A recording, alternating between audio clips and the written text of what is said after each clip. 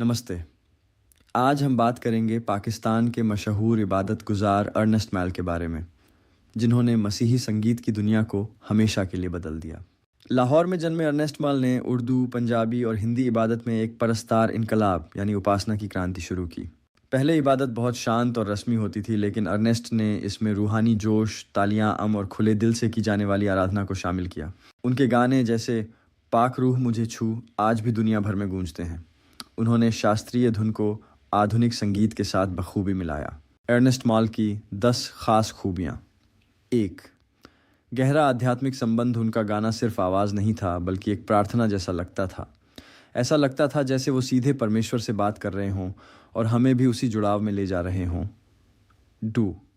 सादगी में महानता। उन्होंने कभी दिखावा नहीं किया। उनकी सादगी हमें यह सिखाती है कि सच्ची आराधना दिल से होती है, न कि बड़े स्टेज या महंगे म्यूज़िक से। 3. परमेश्वर के वचन से जुड़े गीत। उनके गानों में बाइबल का सच्चा संदेश होता था, जो लोगों को सही रास्ता दिखाता था और विश्वास को मजबूत करता था। 4. नम्र और विनम्र हृदय। इतनी प्रसिद्धि के बाद भी उनके अंदर घमंड नहीं था। उनका जीवन खुद एक उदाहरण था कि परमेश्वर के सच्चे सेवक कैसे होते हैं। 5. अटूट विश्वास। चाहे हालात कैसे भी हों, उन्होंने कभी अपना विश्वास नहीं छोड़ा। उनका जीवन हमें सिखाता है कि हर परिस्थिति में परमेश्वर पर भरोसा रखना चाहिए। 6. दिल को छू लेने वाली आराधना। जब वो गाते थे तो लोगों की आंखों में आंसू आ जाते थे। उनकी आवाज़ लोगों को प्रार्थना और पश्चाताप की ओर ले जाती थी। 7. लोगों को परमेश्वर के करीब लाना। उनका सबसे बड़ा गुण यह था कि उनके गाने सुनकर लोग परमेश्वर के और करीब आते थे। ये एक सच्चे वर्शिपर की पहचान है। 8. सेवा का भाव, मिनिस्ट्री माइंडसेट। उन्होंने गाने को सिर्फ करियर नहीं बनाया, बल्कि इसे परमेश्वर की सेवा माना। हर गीत में उनका उद्देश्य था लोगों को आशीष देना। 9.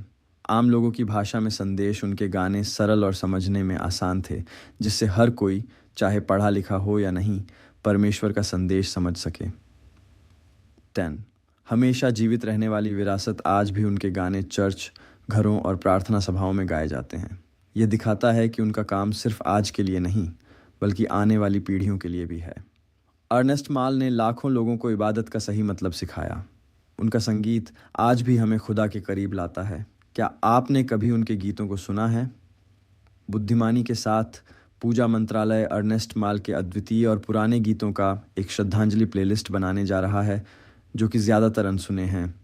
कृपया लाइक करें, साझा करें और टिप्पणी करें, और यही हम आपसे समर्थन में चाहते हैं।